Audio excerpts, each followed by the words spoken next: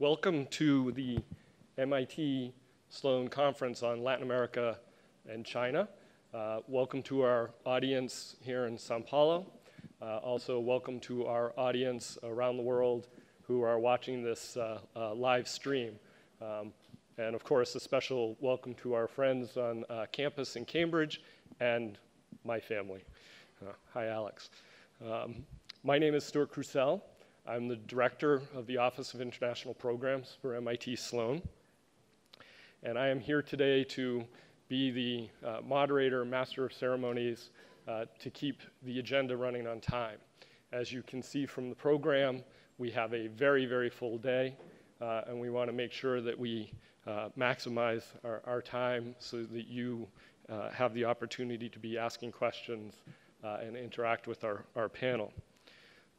This conference came about because Yasheng Wang and Roberto Rigobon, two of our MIT faculty, an expert on China and expert on Latin America, we're talking about the interaction between these two economies and how important they are to each other, how important they are to the global economy, and the need to build trust.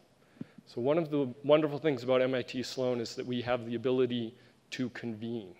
And so today we have brought together prominent academics, business leaders, public policy leaders to talk about their experience and their research and offer the insights that you will find useful as you work in these two economies. In keeping with the MIT motto of mens and manus, the goal is to combine the theory and the practice and be very practical in what we're talking about today. It's now my honor to introduce David Capodilupo. David is the executive director of the Office of International Programs.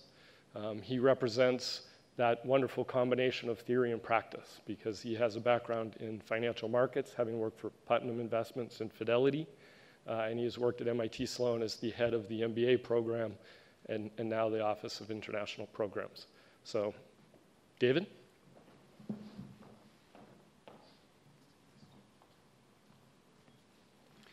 Thank you, Stu.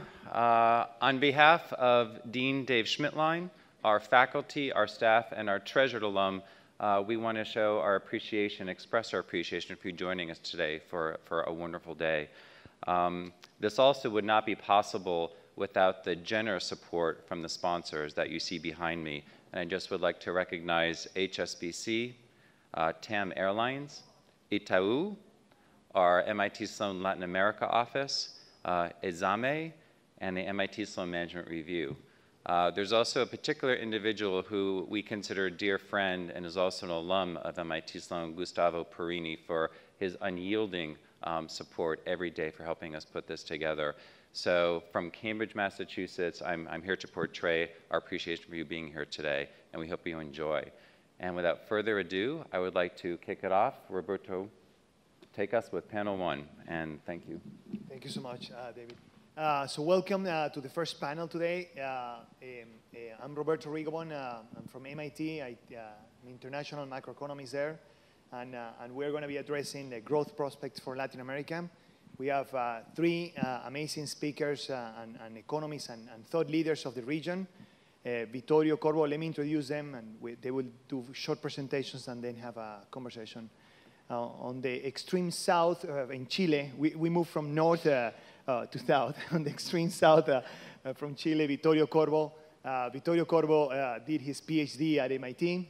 He has a very long career in academia, and also he was the president of the Central Bank of Chile for many years, one of the best central bankers that the region has had.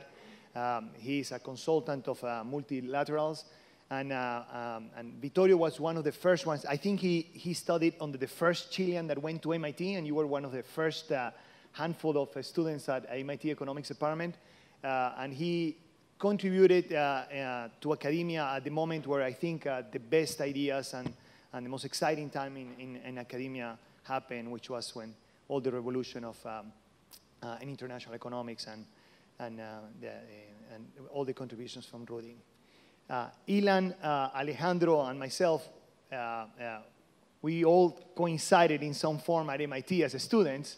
Ilan after graduating from MIT and the PhD, he went to academia and the IMF, and now in Brazil, he's at ITAU Bank. He's a chief economist, and in terms of policy, he at the central bank, I think he was one of the godfathers of the inflation targeting in Brazil, and with his thought leadership, I think that institution had a massive change that has been long-lasting, and hopefully he can share those experiences with us.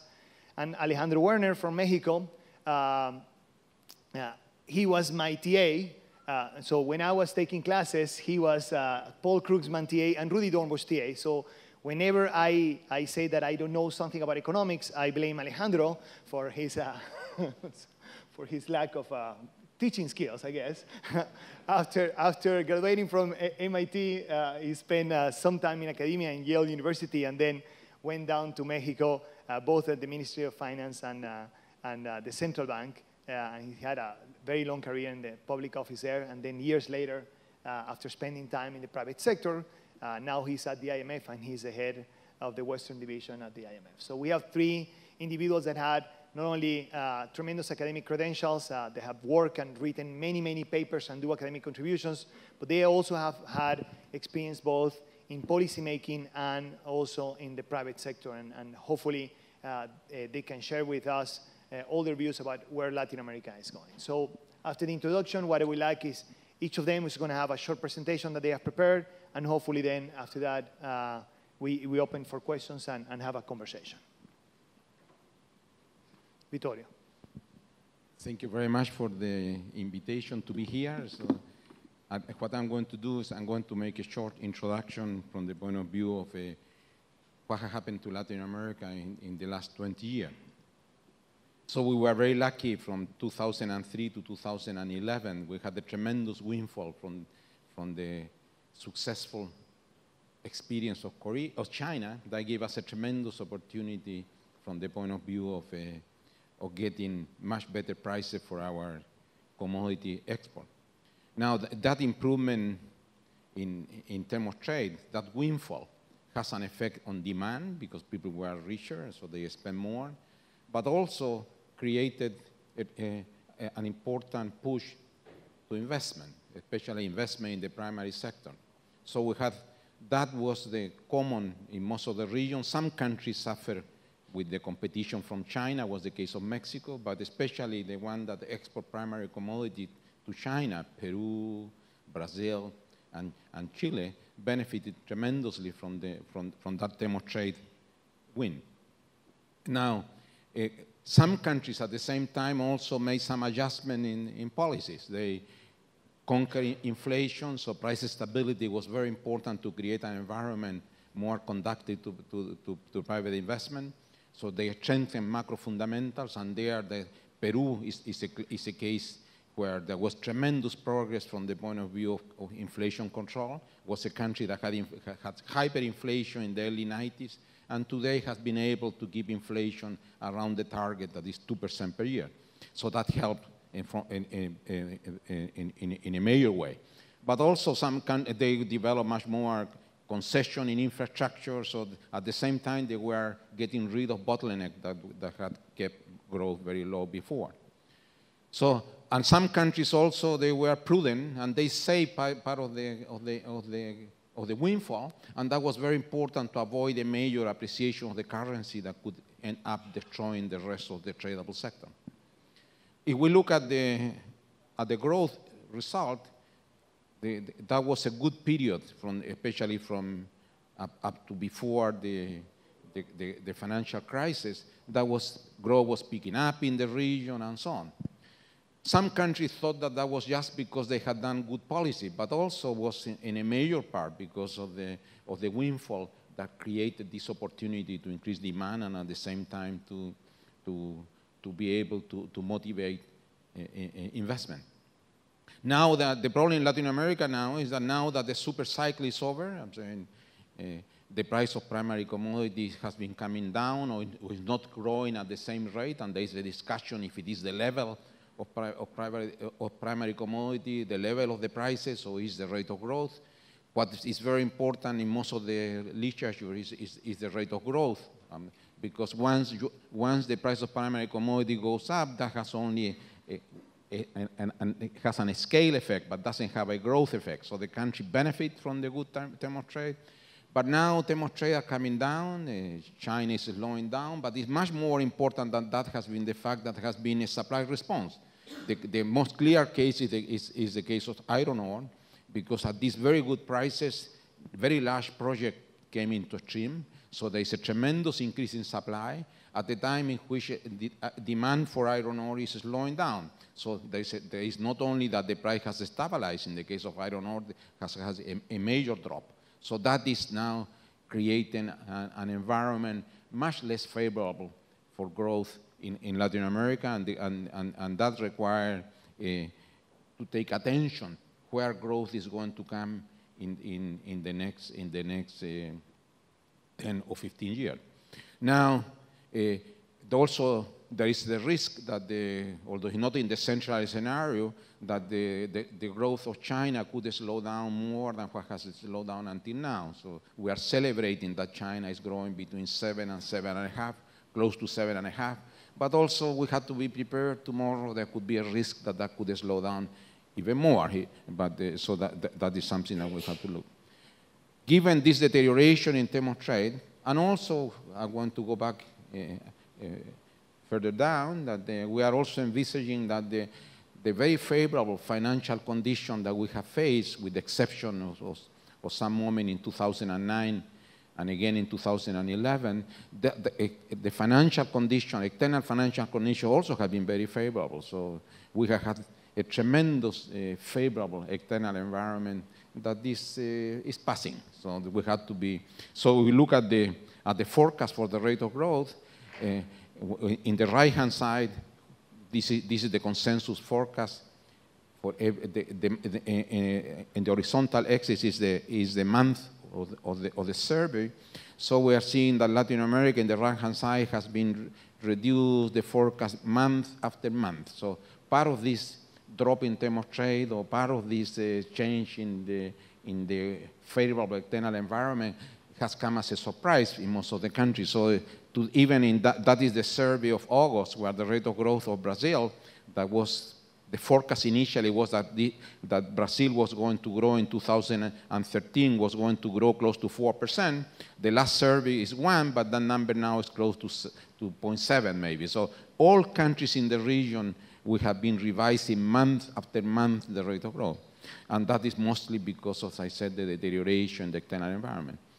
If we look at the same question, but the forecast for 2015 also have been reduced on almost all countries in the region. The exception is Colombia, where Colombia underinvested for a long time because of the internal problem that they had. But most of the region is looking today worse than it looked some months ago. And as I said a moment ago, to make matter even worse, the most likely scenario is that given that the US economy is picking up steam, that is going to make that most likely the normalization of interest rate in the US is something that will be coming some moment at the end of the second quarter or the beginning of the third quarter. And that will create volatility in exchange rate, capital outflows, and so on. That is another deterioration in the external environment that is about to come. So the main challenge for most of the countries in the region today is now that growth, you have to do with the hard work. The only way to get potential output growing in a sustainable basis is you have to work. The windfall is not going to be there, so that you have to do your homework. And to do the homework is to put the house in order. In Brazil, to make much more progress to stabilize the economy, inflation 6 or 7% per year create a lot of distortion, uncertainty, and so on, so you have to bring inflation down. In some countries that have been a major deterioration in the fiscal account, like in Argentina, you have to control that. Inflation in Argentina is close to 40% annual rate, between 30 and 40. So you have to do your homework. And that is the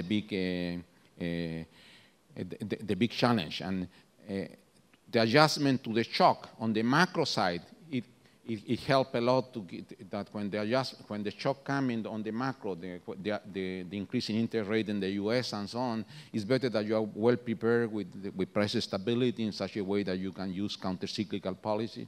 On the fiscal side, there is not too much room because some of the countries were very eager to use fiscal policy when the shock came after the financial crisis, but they already used most of the ammunition, so they don't have too much room on the fiscal side, so it's better they prepare them much more on price stability. It's very important, I have learned through the years, that it's very important to have flexibility on the exchange rate. Relative prices work very nicely, especially when you have a drop in terms of trade. You need a weaker currency, and the weaker currency is facilitated a lot, keeping the macro under control and to have a floating exchange rate. I'm optimistic about Chile for the medium term because Chile has been, the Central Bank of Chile does not intervene in the foreign exchange market. The 5 years that I was the governor, we never intervened in the foreign exchange market. In the last 5 years, there was intervention only after the financial crisis, but the Central Bank of Chile doesn't intervene at all. Because one target is to keep inflation around 3%. So the currency in Chile has depreciated substantially. So that is helping the non-primary commodity export, and it's also helping the import competing sector. So that is very important to allow the exchange rate to do the homework when a shock comes. So the big challenge in the region today is to work on policy that will be able to get growth, potential rate of growth up. And that is, you have to create an environment much more conducive to investment. You have to create an environment that is going to facilitate the rate of growth of the labor force. But more important than that is you have to create an environment that is more conducive to the improvement in total factor productivity, to increase productivity. But that you cannot download that by internet, but you have to do the homework. And the homework in most of the region, the homework includes to get the macro under control in many countries, Argentina, Brazil, Venezuela, the macro under control. Peru has the macro under control, so Peru has that, and to keep that. Colombia has the macro under control, so to keep in that direction. Chile has the macro under control. Mexico has the macro under control. Many countries have to strengthen the fiscal situation. There has to be reduction of severe distortion that has created in recent years in the price of energy in some countries, and in some countries in the price of gasoline and so on. So that creates tremendous distortion. In some countries, there have been underinvestment in infrastructure. One of the clear cases is Brazil. So you have to reduce the bottleneck, and there we have learned that the advantage of concession in such a way that the government can concentrate most of its spending on the poorest group in the population, and to bring private initiative in concession in ports, airports, highways, and so on. So, and also, in many countries, and I celebrate that Mexico is moving in that direction, we need to bring much more competition. Competition is very good from the point of view of motivating improvement in productivity. Also, in the labor market, we have a lot of homework to be done, especially in Brazil, where you have to create much more flexibility, to allow more flexible hour work, and in such a way that you can increase the productivity of labor that has suffered tremendously in the last 10 or 15 years. We need to do our homework to improve the quality of human resources, where most of the problem in the region are in pre-primary, primary, and secondary education, and because we have a tremendous lack of skilled labor.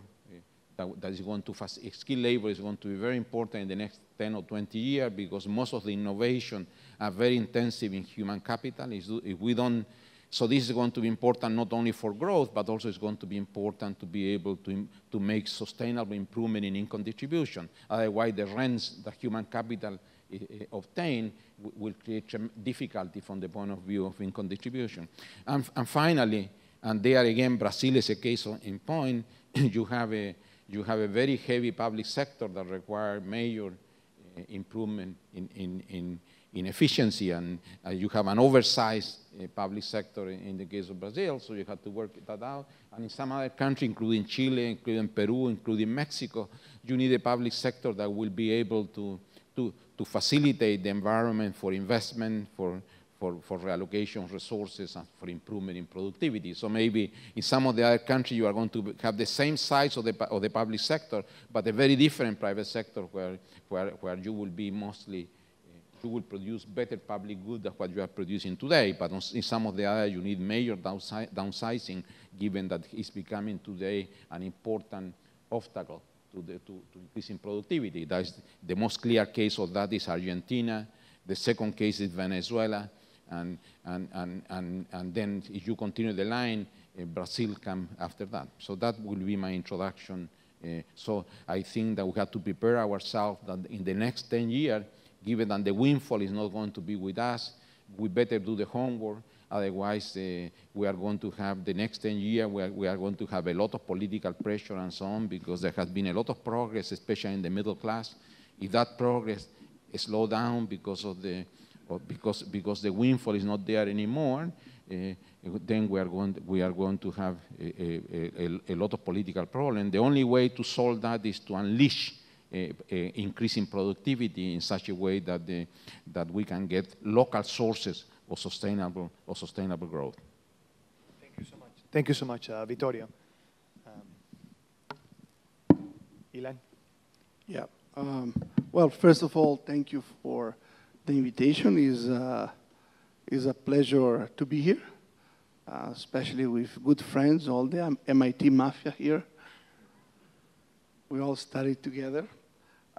What I want to do is that I want to talk about Latin America. I think the most important issue here is that for some reason we had joint movements in terms of performance, economic performance in the last 20 years. First the boom, now the acceleration, with countries with very different policies. As Vittorio mentioned, we have policies in Argentina, Venezuela, policies in Chile, different policies in Mexico. And for some reason, when you see the table here, you see that during 2004, 2008 was the peak. Everybody grew. Then you had the crisis, and there was some deceleration. But for some reason, you still had momentum in Latin America. But when you look at the growth rates this year, it seems that you're getting quite a substantial deceleration. Those are numbers that here are forecasts that we have for the countries. You see Brazil quite weak, Chile weak, 2.2. Mexico actually improving a bit from last year, but lower than the average of 2004, 2008. Peru, that used to grow 7.5. So it has to be the case that despite the policies which were good in some cases, I would say in most cases, you have a common factor. And I think this conference is right on the spot on what I think is the most important joint factor, which is the relationship with China. Despite the fact that there were doubts about the relationship and whether it's going to be a positive effect on Latin America, for me it is obvious that it was complementary, that it was one of the most important. Growth in China was one of the important factors explaining the terms of trade improvement, which at the end of the day, when you look at commodity prices, and here is an index of commodity, but we call it ITAU commodity index, which is basically what is most important for the region. So you just wait, instead of CRB, what are the weights that are most important in Latin America? And as you see from 2003 up to 2008, it was a major shift. And it has gone down, but it's still quite high, which means that part of the growth we saw is explained by the external environment. Part of the deceleration, I would say, also is explained, but you see we have not gone back even 1/3 of what it went up. So that means that this factor, the relation with China, is today, in my view, also the major risk for the region. If for some reason growth in China does not continue to be between 7 and 7.5%, it is one of the major risks. However, we always have to see what is the probability of this risk. And in my opinion, the probability of this risk is lower than another risk, which is very probable and maybe have less of an impact than this effect, but it's still something that will have an impact in the economies. Here you have interest rates and some forecast of one scenario, which is not the most likely now, because interest in the US are low. There are people expecting it to be low for some years. This is a 10-year treasury. But if it happens that you do go from 240 to 290, then to 3.4, 3.5, it will have an effect on strengthening the dollar, changing the direction of the flows. And as you see, we do have quite a bit of countries in the region that do have deficits in the current account, that do need financing, and the reversal of flows will mean that exchange rate will depreciate. Some countries will feel the need to intervene. Some countries will have an increase in the risk premium. Maybe interest rates will be higher. So the short-term risk that we face is the reversal of flows from the extraordinary stimulative monetary policy in the world, in the US, and now even more in Europe. Now, Brazil. As you see, Brazil has other countries decelerated from an average of 4.5%.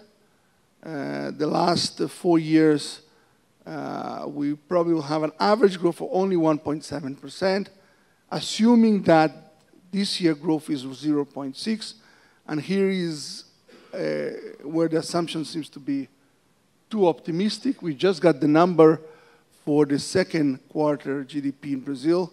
I was looking here very quietly to see. It was published at 9 a.m.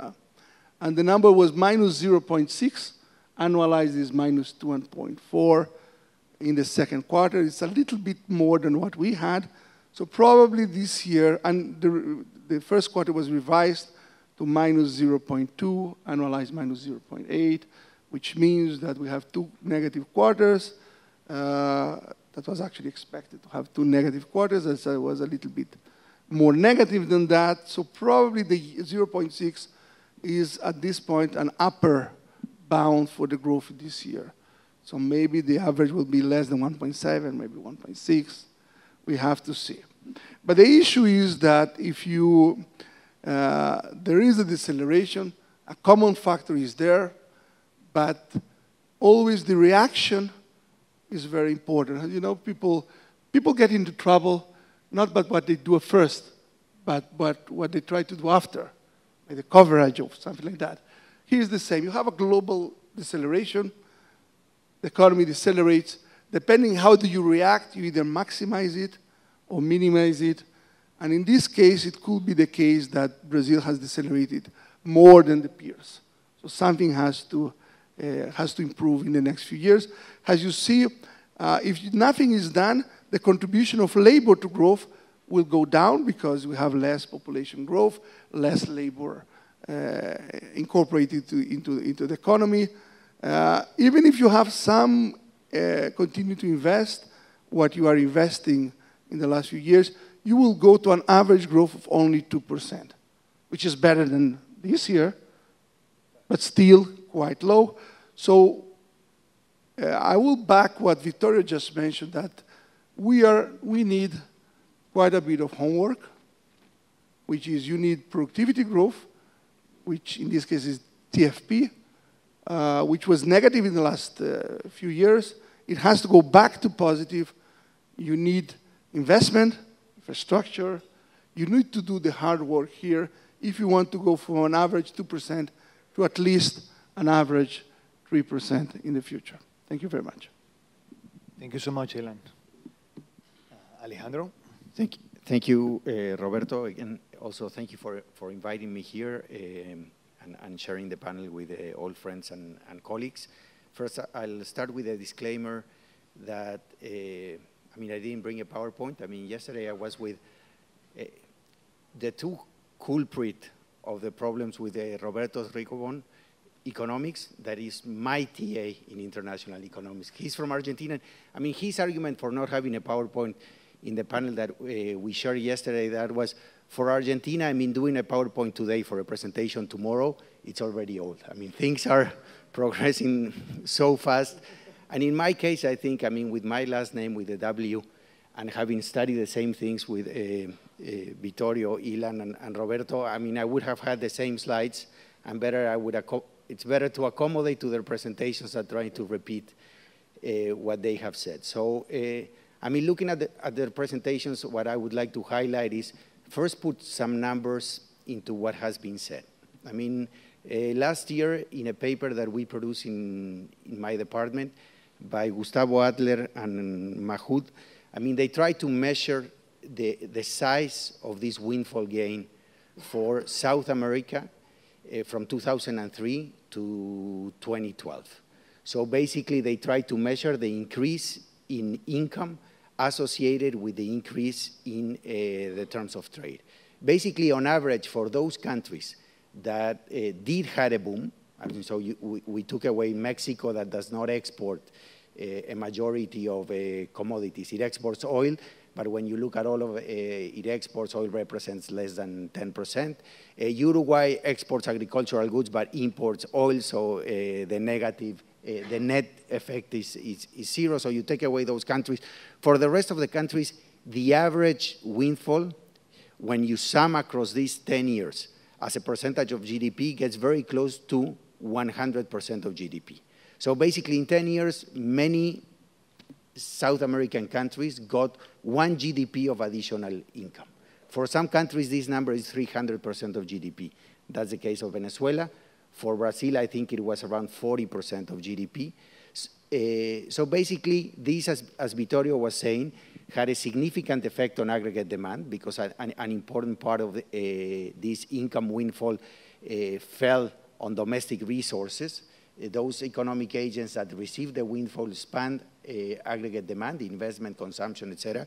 And many of these economies did have the space for each supply to react to this increase in demand. So we had a very important expansion in these economies.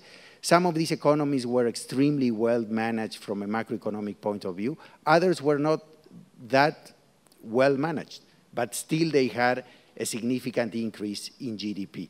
But as we have very well-managed economies with low inflation, etc., we also have in Latin America today 2 of the economies that has the highest inflation in the world. Inflation today in Venezuela is running at around 60% per year.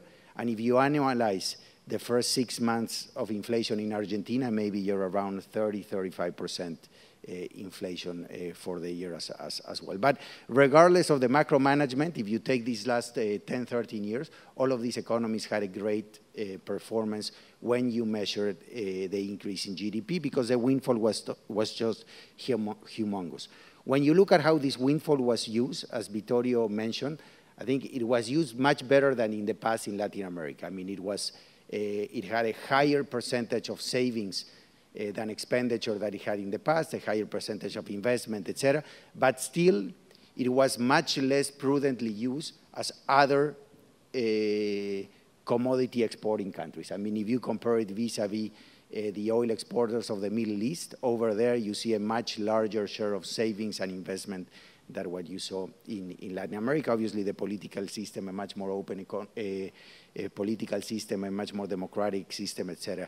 And the income inequality problems that we have in Latin America explain a significant part of this difference, but also it's important to say that Latin American countries did not invest as much as they should, and that explains part of the shortfalls in infrastructure that had been mentioned by Ilan and Vittorio, and they have not generated the space to be extremely counter-cyclical in the future if that were needed. However, I mean, they're in a much better position than they were in the past to face a difficult economic situation. Now, I mean, reacting to the numbers that Ilan gave on Brazil today, and in general for Latin America, I mean, Latin America in 2014, with an average growth rate for the whole of Latin America of below 2%, will have its worst year in the last 10 or 12 years, except 2009, that it was explained by the effects of the international financial crisis. So in terms of growth, we are slowing down significantly because those countries that are resenting the slowdown of the commodity cycle, they're close to full employment, et cetera, are not being compensated by those countries that should be benefiting from the recovery in the US economy. Why is that? First, because the size of the shocks is completely different. I mean, the size of the terms of trade shock that I mentioned was humongous. The recovery in the US is just going from 2% to 3% growth in the next 4 quarters. It will help Mexico, it will help Central America, et cetera, but it will not be the dimension of the shock that South America had in the last decade. And secondly, the countries in North and Central America are being slow still in responding in terms of growth to the recovery in the US economy. So we're just exactly at that point in which maybe the commodity exporting countries are suffering the most, and the countries that should be benefiting for the recovery in the US are not still showing that. So Latin America is having a pretty bad year. In South America, I mean, Ilan just said that, I mean, Brazil just had 2 quarters of negative growth. There might be other 4 or 5 countries that are having the same experience in the first half of the year. So we're having a pretty bad year. Next year, we're expecting a recovery to the extent that the world economy or the developed countries continue to recover. The currencies in these economies are depreciating. Monetary conditions continue to be lax in Chile, Peru, et cetera, helping the recovery of these economies.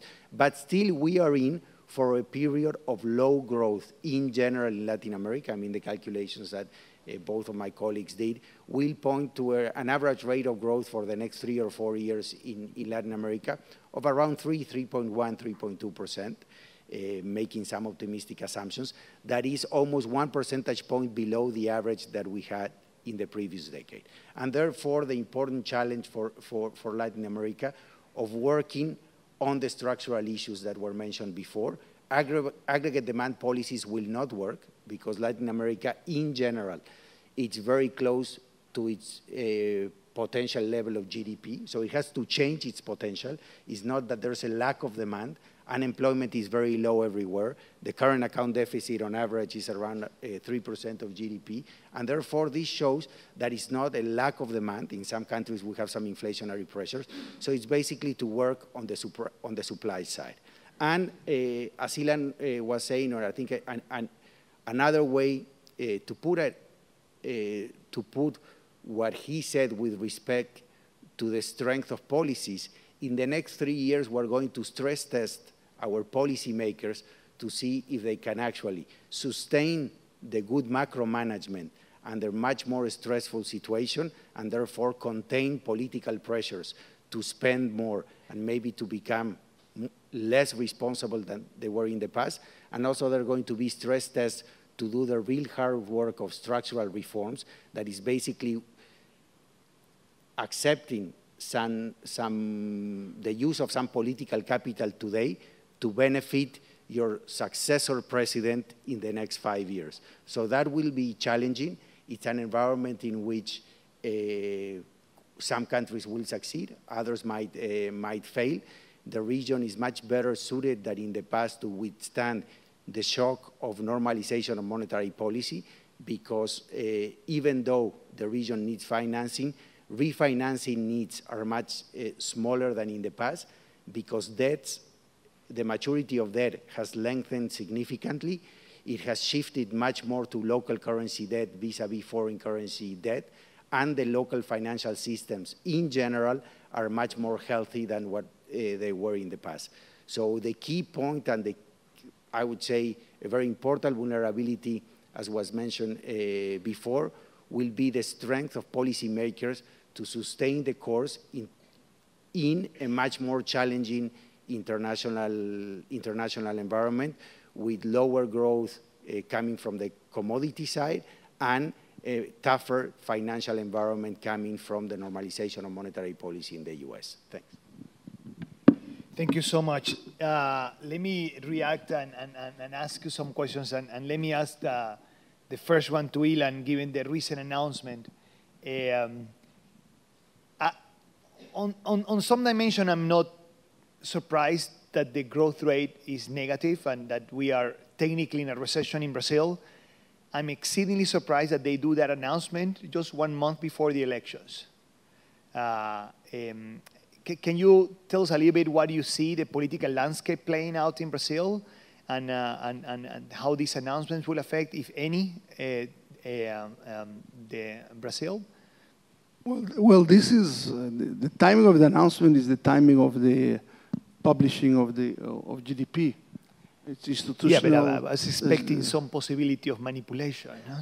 No, I mean, this is, we are going... This is actually good news. It means that the statistical office is truly independent. Yeah, I mean, I think we can say that Brazil, we do have institutions. They do work. We have seen some of the macro policies twinkle a bit.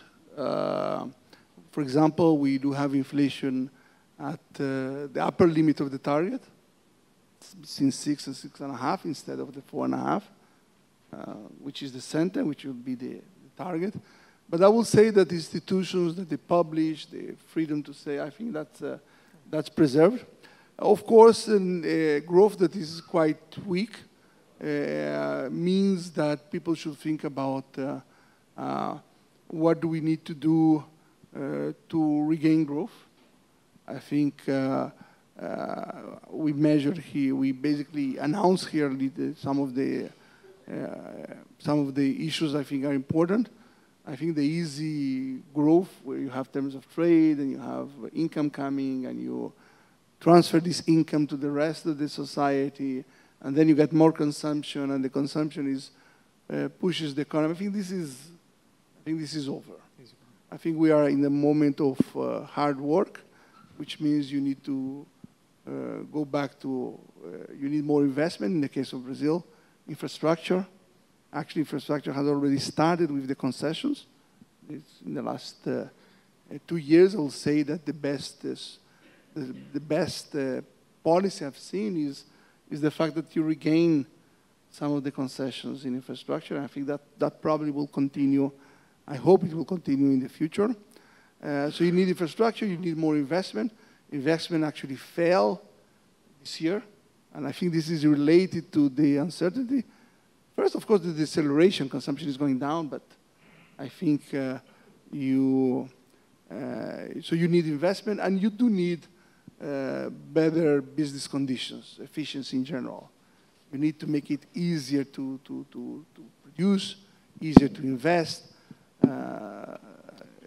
When you have a very complex bureaucracy, very complex tax system, it makes it very difficult. So that's what I expect to be the issues, and next year we hope that those will be addressed. Good. Vittorio, you mentioned a lot of reforms, and in your view, I would like to ask you a little bit about Chile and how you see the reform process in Chile, and if you see any strength happening, and which of the reforms, if they take place, which are the ones that you think that should be emphasized, and which are the ones that are being emphasized? Vittorio, I need you to use the microphone because we're streaming live. Sorry. Let me first just, before answering directly the question of Roberto, to say that also we have done a lot of work in the region building institutions. We have in Mexico an autonomous central bank. We have in Chile an autonomous central bank. I was the governor for 5 years. I was nominated by President Lagos. Half of my term was with President Lagos and half of my term with President Bachelet. I never received a phone call from the executive branch what the central bank should do. All the mistakes were homemade by us at the board, and so this is a very strong institution. We have a very strong institution on the fiscal side. The budget is produced using in the case of Chile, two crucial inputs. One of them given by a panel of experts about the long-term price of copper, because copper is a very important, the price of copper is very important for government revenue. So there's an independent panel that give in August of every year an estimate of the long-term price of copper, and that price is binding to be used in the preparation of the budget. And there's another panel of experts that gives you an estimate of the rate of growth potential output, but that is the second input that enters into the preparation of the budget. So in 2007 and 2008, when the price of copper skyrocketed, government spending had already been established using the long-term price of copper. So we had in 2007 a fiscal surplus of 8% of GDP, and we have in 2008 a fiscal surplus of 7 points of GDP. So in Chile, the government sector is a net creditor because the windfall was saved. In some of the other countries, they eat it all. So there's institutions. Peru move in the same direction, and even Colombia put that in the constitution. So on the fiscal and monetary side, we have made tremendous improvement in institutions. Now the difficulty is that the institutions are there, and as Ilan and Alejandro said, it's very important not to stress them too much now. The problem in Latin America is a supply side problem going forward. Keep the macro under control and the institution under control, and start solving some of the supply problem. In Chile, we were very successful on concessions. So the highways were built, and you use urban roads in Santiago. There is electronic toll, so you go from the airport to the hotel. You don't know that it's a private road, and the middle class pay user fees, and ports have been given concessions and so on. But we made a lot of progress up to 2006. Now we have a lot of areas in which today there is a supply constraint, not as much as the one that we have in Brazil, but there is supply constraint from the point of view of infrastructure. So that has to be solved. And I think, but the most important problem that we have in Chile in recent years is that we have underinvested in energy generation. It's not a problem of prices. It's a problem that the supply has not come forward. It's very difficult to get an energy project in Chile approved. You have to go through 1,000 different things, environmental permit, and this and that, and then they go to the judicial system. So we have underinvested in energy. So energy is a major limitation going forward. But then the third one, and there I finish, the third one is that Chile has created tremendous opportunity because it's a very open economy. The average import tariff is below 1%, so a very open economy. But then, given that we are so open and so on, there is tremendous opportunity for people with human capital, because most of the innovation are very intensive in human capital.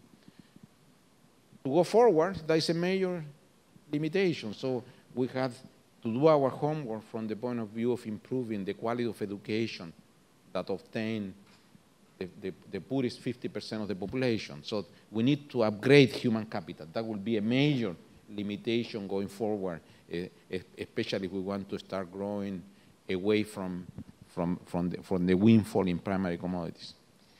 So in terms of education reform in Chile, you want to emphasize primary and secondary education, or because the discussions truly are mostly on universities and making universities free. So I just want to know if in your view, what you want to emphasize is primary and secondary education. That's what I think that you are saying, no? I would say two things, and there's no question that the problem, you have to level the field, it's opportunities. Yeah. So you have to go preschooling, primary, and secondary. If you have 100 pesos to spend, put 95 in that three sectors. University, if you don't have a good preschooling and a good primary and a good secondary education, you are going to maybe, if you start to increase the size of universities, you are going to be given titles that with people, these are not university students, they go to university to finish high school. So it's a wasteful of resources.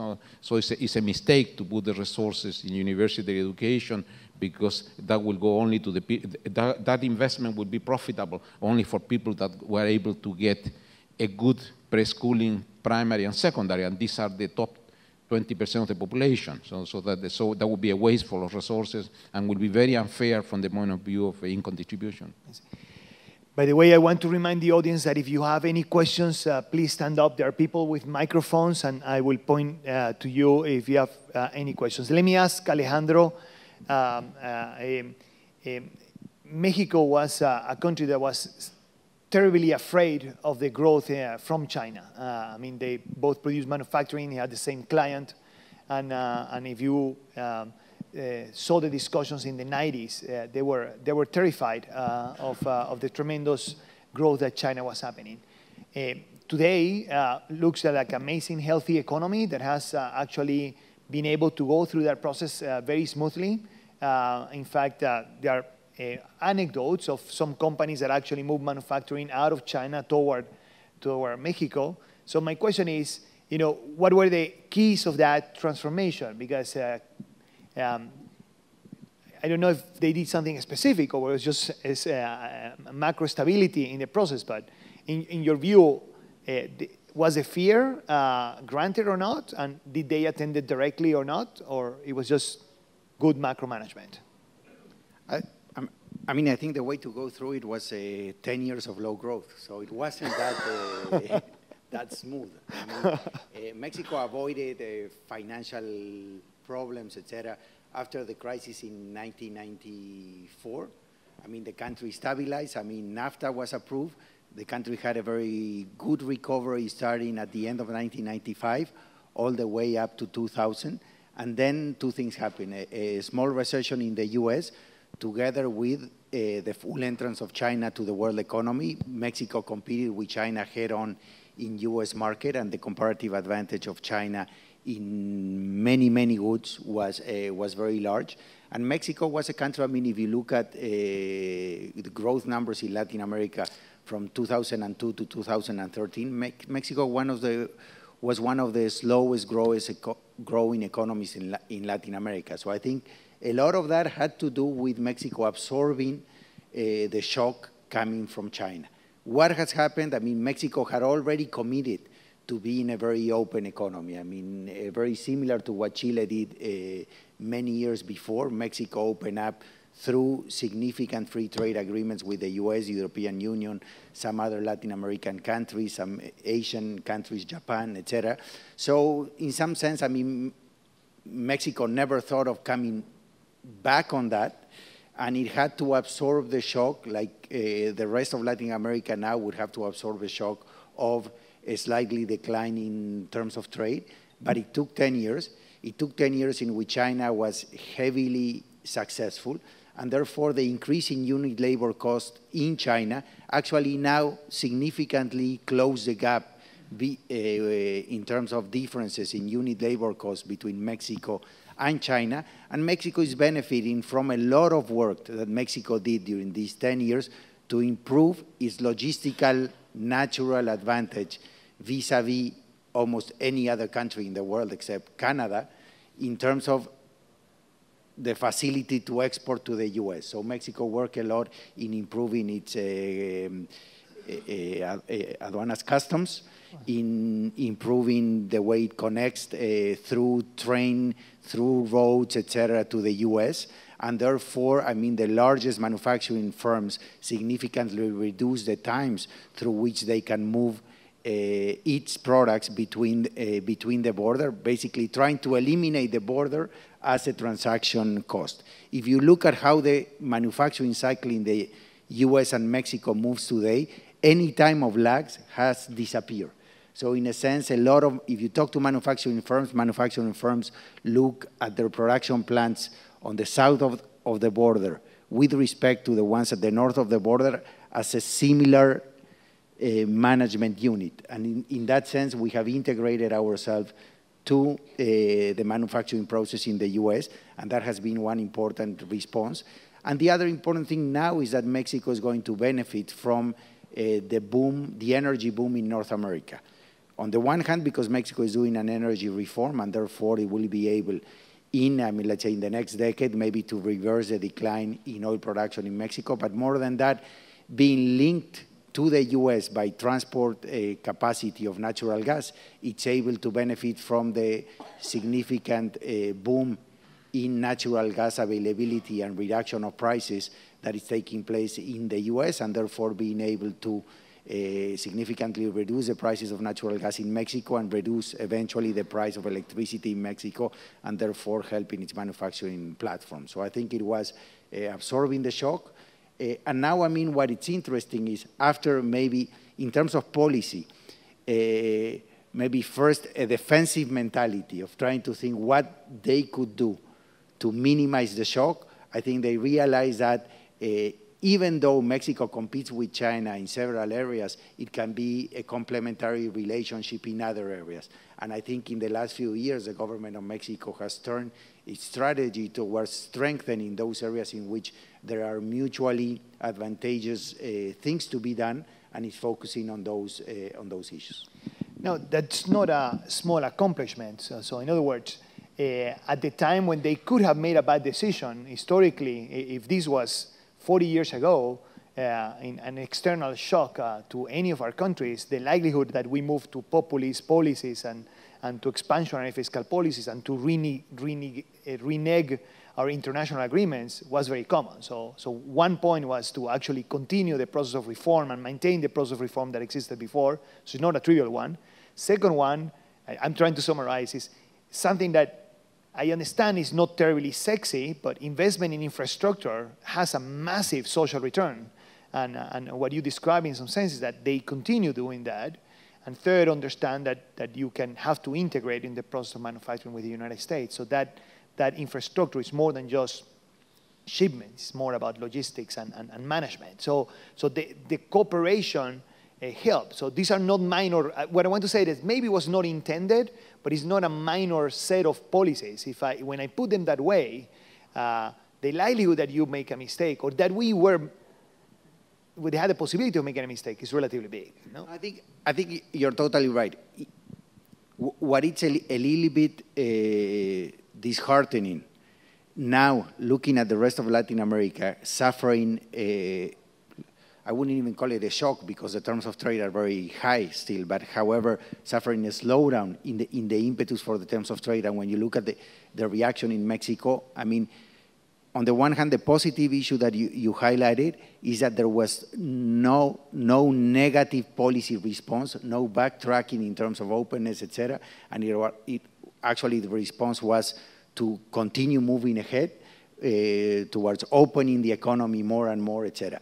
I think the disheartening thing is that it took Mexico 10 years of low growth for the politics and society to agree that also an important response was to strengthen the structural reform process. And only now, I mean, in the last 12 months, Mexico actually started moving very aggressively in opening up some of the sectors that had significantly closed. I mean, we portrayed Mexico as a very open economy, but it was a very dual distribution. Manufacturing, financial sector, et cetera, was 100% open.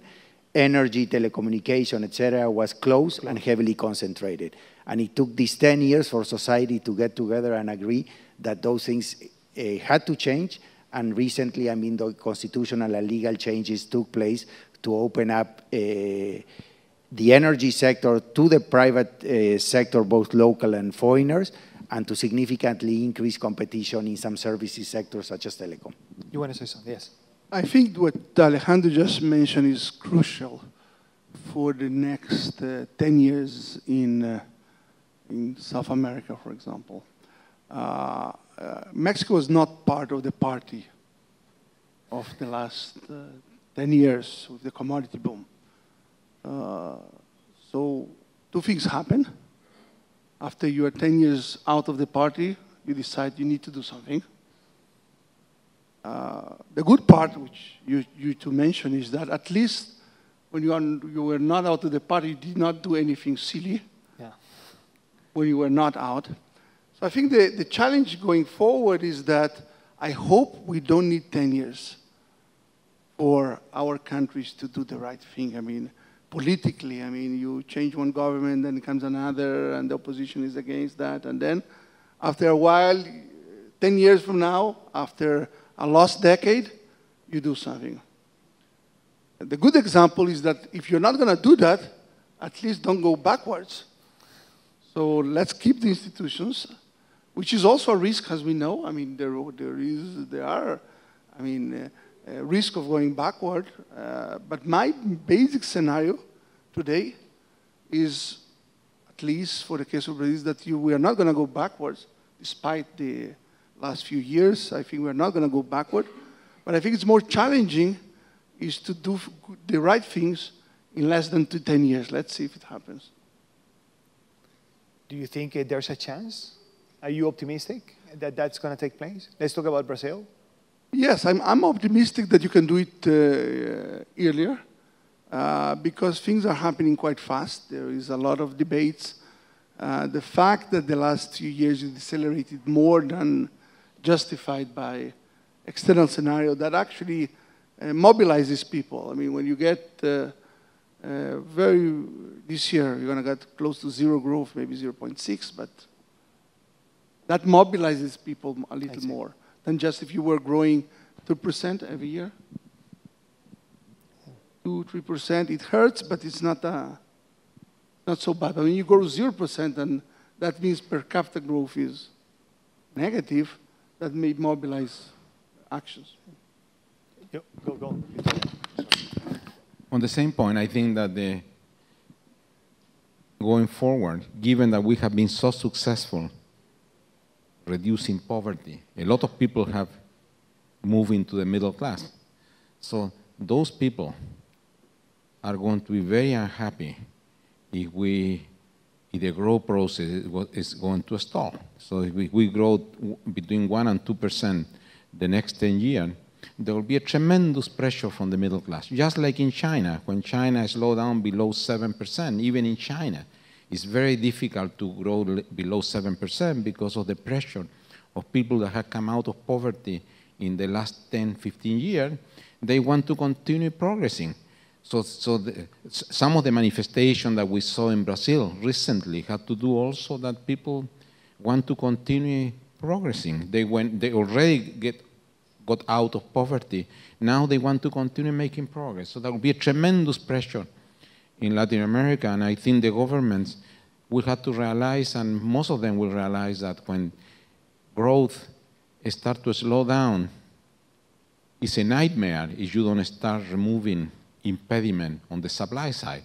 So I think that given the progress that we have made in institutions, I think that maybe some of our governments thought that we were going to grow at 5% forever, but that is not there anymore. So now the reading is on the walls that the growth is slowing down. So I'm optimistic that they have to realize that in the same way that they realize that price stability is very important for long-term growth, because people stop playing game in the financial sector to not to be eaten by inflation, so people can concentrate on productive activity and so on.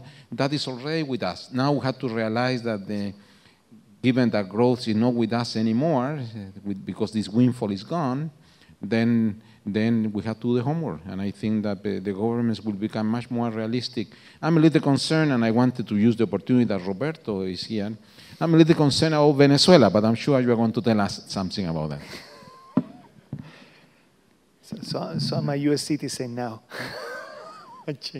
So again, I want to remind the audience that if you want to ask a question, please raise your hand and a microphone will reach you, and then I'll point it to you.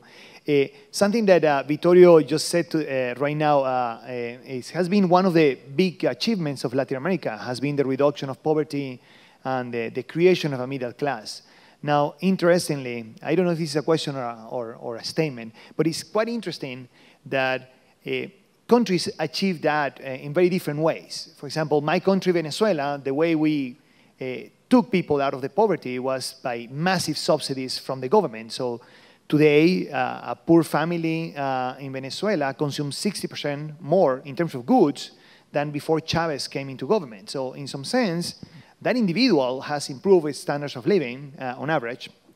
But that is coming from massive subsidies from the government. It's clearly not sustainable. They have a 15% fiscal deficit. That's kind of a basket case of how to eliminate the issues of income inequality. And therefore, in the future, when the shocks come, the income inequality will become again poverty and a massive, I expect massive social unrest, not necessarily riots, but tremendous dissatisfaction on that. There are other countries that have dealt with income distribution differently. And in fact, we have 3 examples here of countries that have dealt with income distribution in a very successful way. So I want to know if you can share with us a little bit the experiences of your countries dealing with income inequality. So why don't, Vittorio, you start first a little bit what the experience in Chile, and then Ilan in Brazil. Actually, those were the 2 most unequal countries in terms of income inequality at the beginning of the 90s. So I would say first that when I'm speaking about getting people out of poverty, in the case of Chile, all the studies that have been done both in Chile and outside, 80% of that is growth. Growth gave to people the opportunity to get, the most important way to get out of poverty is to get a job. And then growth is very important to get a job, but also it's very important to generate government revenue, and government revenue can be targeted toward the poorest group in the population. So 80% of the equation is growth, and 20% is targeting social expenditure. That are all the studies done in Chile come to the same conclusion. So when we said that reducing poverty in a sustainable basis. Now, to improve income distribution, it takes much longer because you have to give the people the opportunity to generate a higher level of income. And that is productivity, that is human capital investment. So Chile has made progress in improving income distribution, but the society wants to go faster on improving income distribution. So the challenge there is not to take a shortcut. The challenge is that you have to give the people equally of opportunity on the education side. That will take a while. And in the meantime, you can help with targeting spending and so on. But the crucial point is people have to understand that the way to improve income distribution is to level the playing field in public education. So we have not done the homework in public education. In many countries, the resources have been put at the university level, including Mexico. But Argentina has been abused at the university level.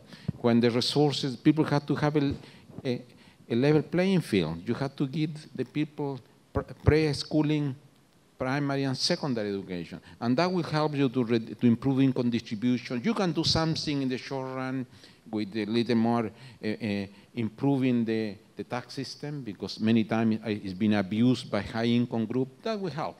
But the only sustainable way will be to have a better distribution of human capital. People are smart in the shanty town, smart in the high income group, but the one in the shanty town cannot use its capacity because it has a tremendous handicap from the point of view of human capital. Well, in the case of Brazil, we had quite impressive change in both poverty and income distribution. And for both, I will say that 80% has been shown to be related to gains in terms of labor income. That's where labor distribution changed, that's where they gain. There's a huge debate because there has been quite an important transfer programs, the Bolsa Familia, that has been successful.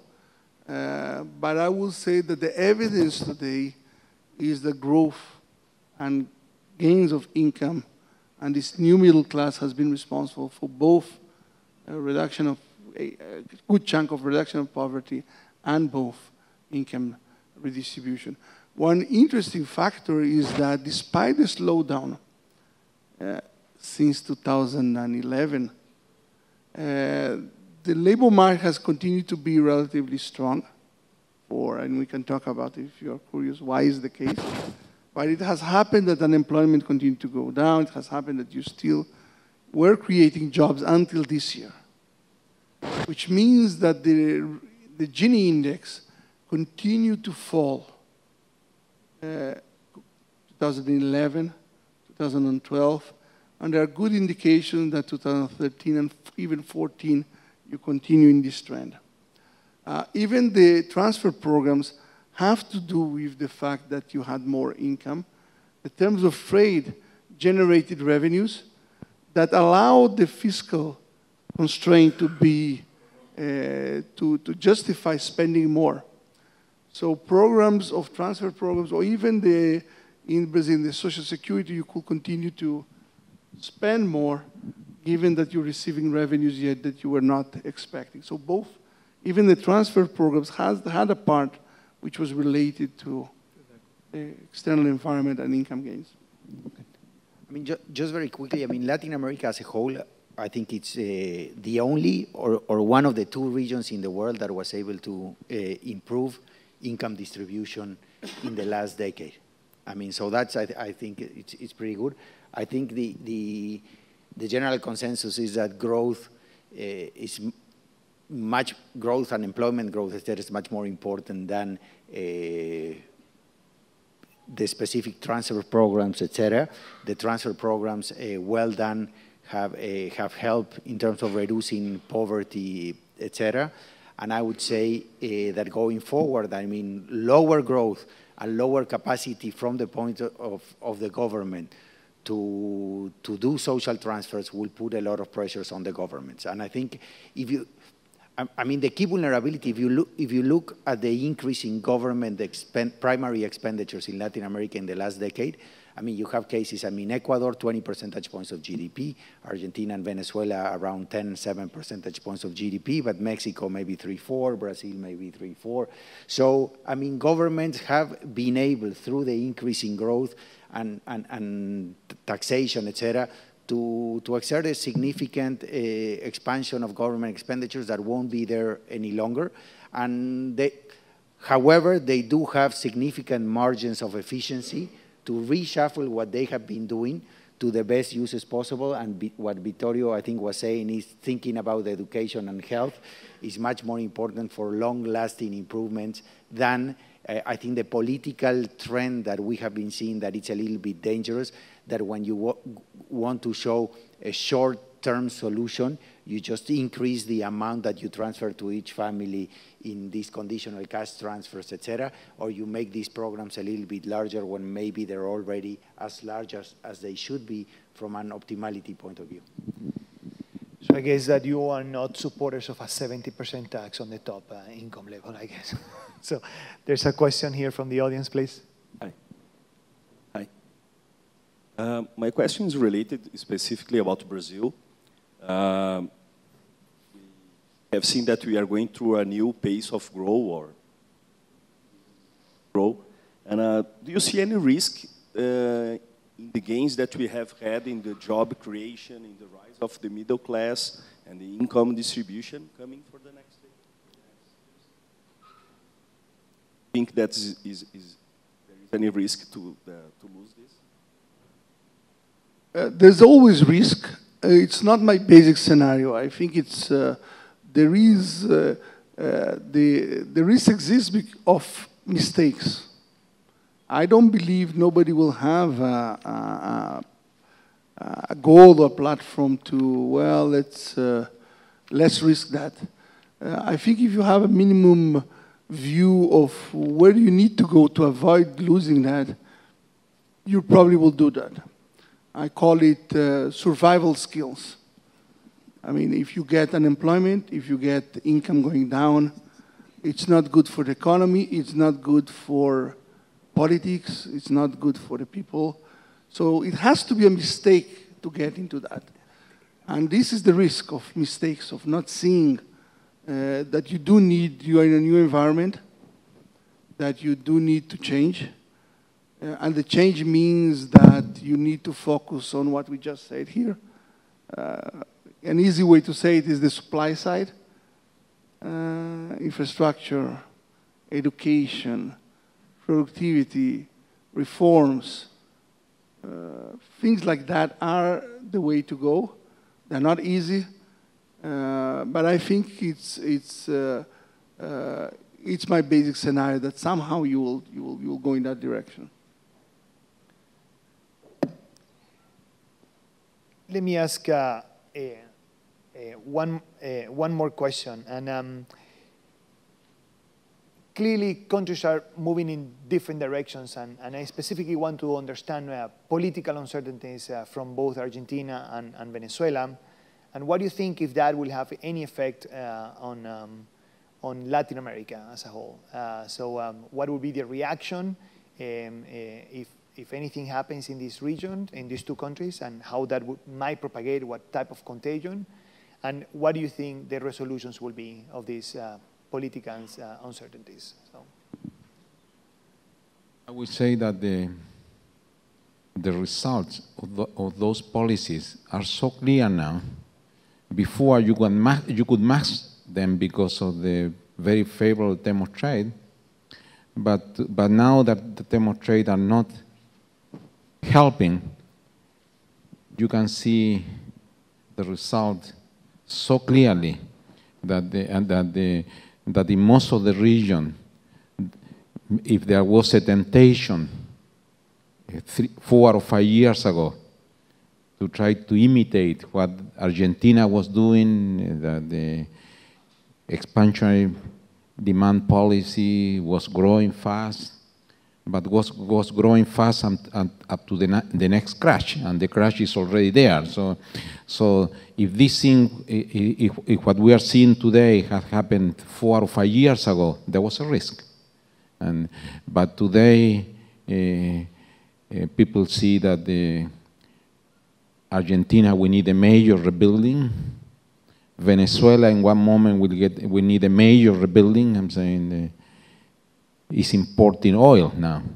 It's like in the Caribbean, we'll be importing sunshine. I'm saying. So I would say that the situation is so obvious that the costs that have been paid that today I don't hear that too much. Up to 3 or 4 years ago, sometime in a meeting or in a party, people will say, "I'm coming back from Argentina. What they are doing is fantastic. Why we don't imitate them?" So today I go to the same parties and somebody said, "Look the mess that have been created in Argentina, or look the mess that have been created in Venezuela." So you think do you think we will learn from the experience of others? But we have learned. Some people like to repeat the same mistake over and over again. But in most of Latin America, we learned that when I was an undergraduate student, I was taught that inflation was something good. Today, I could bring my teacher to court. I'm saying, but we learned, and in Chile, we speak now very favorable about Chile. But in Chile, in 1964, the Minister of Finance had 2 jobs. He was Minister of Finance, and he was the President of the Central Bank. Because the Central Bank was the funding agency for the Treasury, so at least we save a salary. So for 3 years, we had a Minister of Finance that was at the same time the President of the Central Bank. But we learn from that experience. We learn from that experience now when we see inflation, trend inflation getting away from 3%, everybody get upset and so on. And the central bank knows that his homework is to keep inflation around 3% as a trend, because we don't play around controlling prices. So the inflation can be a little higher or a little lower, but we try to keep the trend. So we learn on that. I'm saying in the fiscal situation in the early 70s, we had a fiscal deficit of 30% of GDP, like Venezuela, as you want. Today, we run fiscal policy. The current administration is carrying out a fiscal reform because the public balance adjusted for the cycle. There is a deficit of 1% of GDP, and in accordance with the Chilean law, when the new government comes to power, has to announce fiscal policy for his 4th period. So this government said, I inherited a situation where there is a deficit of 1% of GDP, and I want to end up my administration with balance. So I will raise 1% of GDP from the private sector to clean the account of the public sector. This is a country where the public sector is a net creditor, where we have deposit out of the country more than the debt. So I'm not talking about the value of the railroad or whatever. You know, financial assets of the government are higher than the financial liabilities, and still we go in that direction. So we learn from our experience. So macro in Chile is there. We are very open to trade. In the early 70s, we were an isolated country. The average import tariff was 110%, and we were full of non-tariff barriers. Today, the average import tariff is below 1%. And I have not heard anyone in Chile from the left, the right, the center, the underground, whatever, to speak about closing the country. I'm saying, so we learn the big advantage of being open, especially in a very small economy. And there, I think also my friends in Brazil have some homework to be done from the point of view of opening up the country a little more. You want to answer to that, Ilan? I think the first part of Vittorio's answer is clear. I mean, it's good to have somebody, you know, when you have a 500, 800 meter competition, and there's this guy running very fast, and you see that he dies after 100 meters. It's good to have this guy there, right? Which is basically the answer he gave us. It's good to have bad policies that do not work, and you can see them not working, and this is clearly an example. And I think this is the most important factor in terms of those policies. There's, of course, the direct impact. The direct impact of having, for example, you're going to have negative growth this year in Argentina, -2. There are quite a bit of controls on imports and on capital flows. So, for example, for the industry in Brazil, in the last, from 2011 to 2013, I think there was an impact, because most of the exports in Brazil are for China is the main partner export. But the industry, the manufacturing, traditional manufacturing, does go to Argentina. And with the limits in terms of import, it had an impact. It was not the only impact, it was all the other factors, but that had an impact. I don't see this additional impact going forward. I think most of the impact has already been internalized.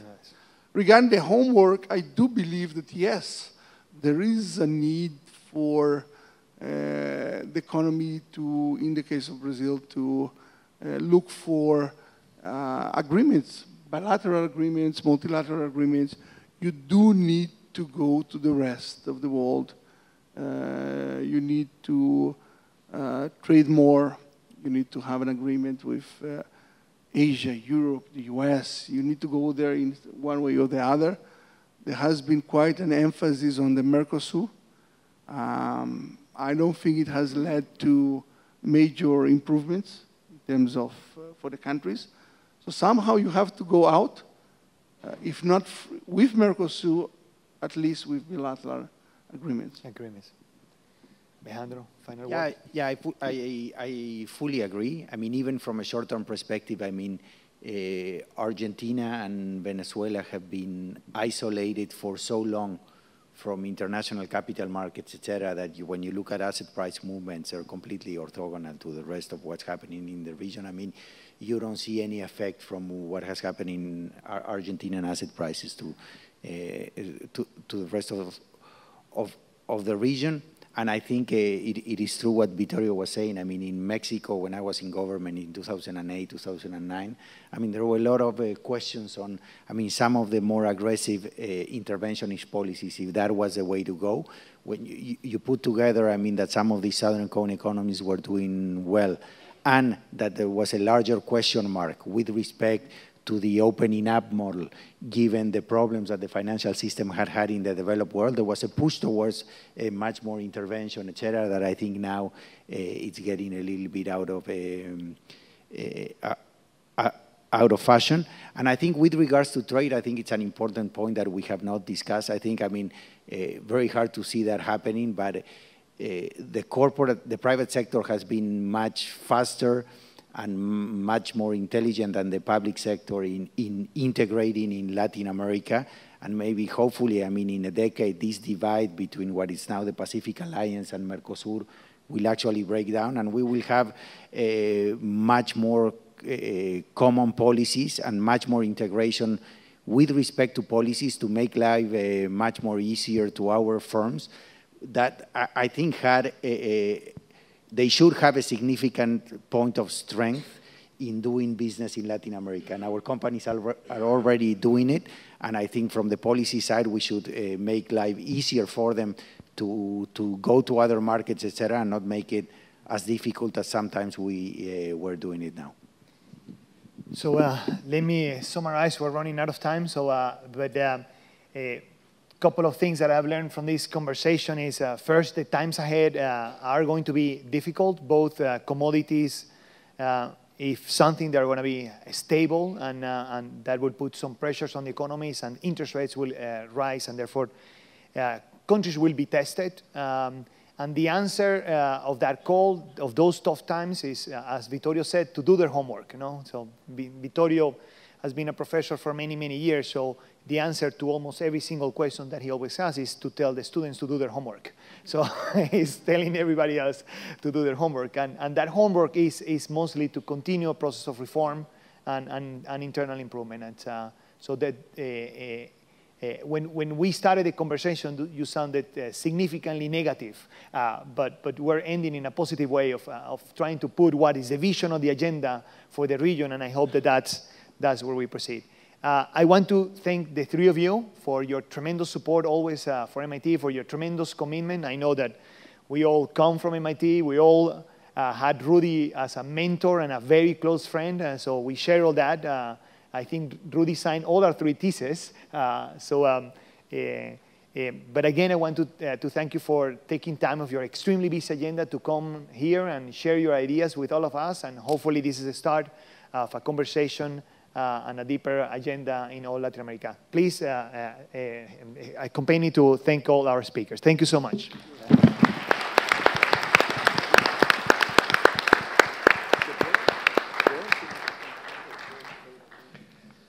Certainly a great way to start. As we go to break, we're going to do a 15-minute break, so I ask you to come back.